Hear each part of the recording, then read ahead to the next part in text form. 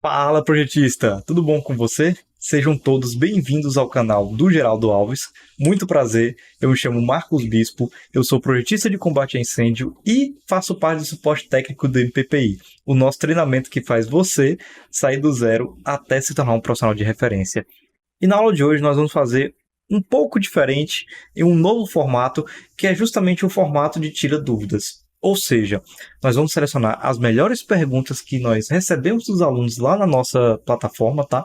Para quem não sabe, nós temos um treinamento que é o MPPI, que é o Mestres em Projetos de Prevenção contra Incêndio. E nele nós temos uma comunidade no Discord em que os nossos alunos eles podem não somente interagir entre si, mas podem tirar dúvidas com o suporte técnico composto por mim e pelo Geraldo Alves, né? Então, nessa aula de hoje, nós vamos pegar as principais dúvidas que nós recebemos dos nossos alunos e que pode ser também a sua dúvida, para que você já consiga se interar cada vez mais em projetos contra incêndio. Mas, claro, antes da gente começar, não se esqueça, eu sempre peço, né, de clique em curtir, se inscreva no nosso canal e ative o sininho para que você não perca quando um novo conteúdo sair. Então, vamos lá ver qual é a dúvida de hoje. Então vamos lá, pessoal. Qual é a nossa dúvida de hoje, tá? Ela está sendo relacionada com a largura mínima das portas que nós temos que ter dentro da nossa edificação, tá? Vamos ler a dúvida 1. Algo que me chamou a atenção, né, foi na primeira aula de saída de emergência, onde no minuto 37, ele, que no caso é o Geraldo, que está fazendo a aula, né, faz o cálculo das saídas e mostra que a largura da porta é com 1,10.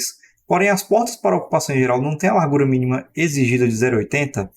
E perceba que o Mikael também faz a mesma pergunta, né? Que porta que nós utilizamos com tamanho de 80, porque no dimensionamento geral na aula utilizou como medida mínima 1,10, né? E além disso ele pergunta qual a diferença desses dois artigos, onde um fala que o tamanho mínimo é 80 e o quanto que o outro fala que o tamanho mínimo é 1,10, né? Então nós temos aqui essas duas dúvidas relacionadas e que elas têm a ver com a questão da norma de saída de emergência, tá? Então, estamos aqui com a norma aberta, tá? Falando sobre a saída de emergência. Lembrando, pessoal, eu vou tomar como referência a norma do estado da Bahia, tá? Você, como projetista, deve consultar a norma do seu estado especificamente para saber se ele aborda da mesma forma ou não sobre esse assunto, tá? E qual é o motivo da dúvida? É porque quando nós verificamos no item 5.4, no item especificamente 5.4.2, ele fala que as larguras mínimas da saída de emergência para acessos, escadas, rampas ou descargas devem ser de 1,10 metros para as ocupações em geral. Aqui ele traz outros exemplos, né? Mas a gente já verifica que, beleza, a largura da nossa saída de emergência, né, para acessos, escadas, rampas ou descargas, deve ser de 1,10. Só que, quando nós verificamos no item 5.5, especificamente no item 5.5.4.3, ele fala que a largura, vão livre ou luz das portas, comuns ou corta-fogo, utilizada nas rotas de saída de emergência, devem ser dimensionadas com o estabelecido no item 5.4. As portas devem ter as seguintes dimensões mínimas de luz. Aqui fala, né, que 80 centímetros valendo por uma unidade de passagem, 1 metro por 2 unidades de passagem, e assim sucessivamente, né? No caso geral, na grande maioria das edificações, nós vamos trabalhar com esse item aqui, né? De 80 centímetros valendo por uma unidade de passagem. Então, resta essa dúvida. Qual a medida da largura mínima que eu utilizo? A de 80 centímetros ou a de 1,10? Então, agora nós vamos tirar essa dúvida, tá? Vamos lembrar do item 5.5.4.3, que ele fala exatamente o seguinte, ó. A largura das portas utilizadas nas rotas de saída de emergência devem ser dimensionadas de acordo com o item 5.4, mas devem ter as seguintes dimensões mínimas. Percebam que esse item 5.5 está falando das portas que são utilizadas nas rotas de saídas. Enquanto que no item anterior, como a gente viu aqui, nós estamos falando das larguras mínimas das saídas de emergência. Então, quando a gente vai analisar um projeto, nós temos que entender o que é uma saída de emergência e o que é um acesso para a rota de fuga. Então, vamos analisar essa nossa edificação. Perceba que nós temos aqui 4 salas, tá? Com banheiros, e que essas 4 salas dão acesso a um corredor, que esse corredor vai ter acesso a um hall de entrada, que aí sim as pessoas vão sair para fora da edificação. Quando nós estamos falando sobre a largura mínima, nós temos que entender na realidade o que é acesso e o que é saída de emergência. Como a gente viu, a saída de emergência ela tem que ser no mínimo de 1 e 10. Então vamos lá. Quais dessas portas vão dar acesso direto à nossa, o lado exterior da edificação, que seria a nossa zona segura, tá?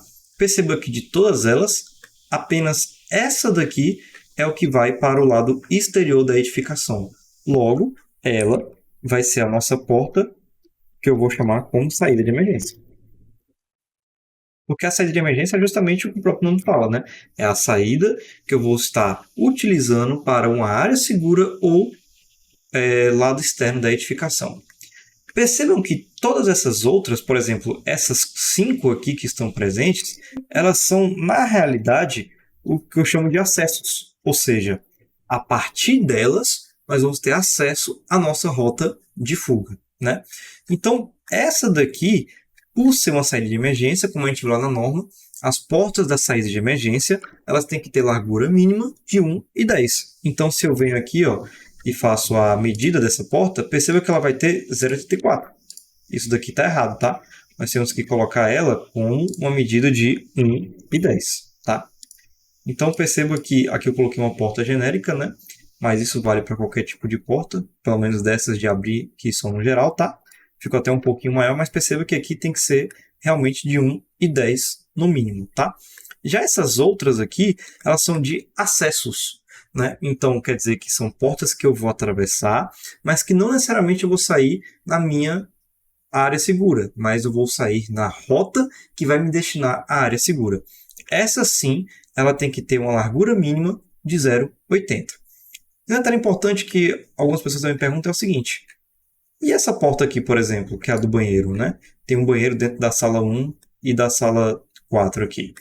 Ela precisa também ser de 1,80? Como a gente viu, não. Por quê? Porque não é ela que vai dar acesso à nossa rota de fuga, e sim essas que estão ligadas no corredor.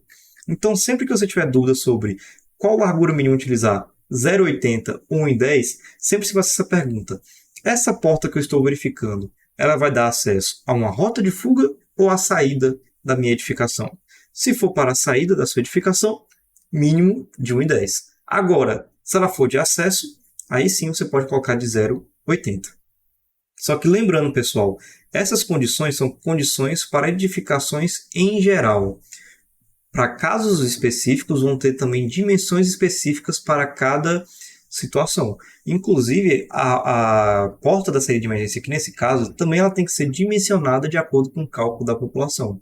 Então, por isso que a gente fala de largura mínima, porque pode ser que ela seja maior.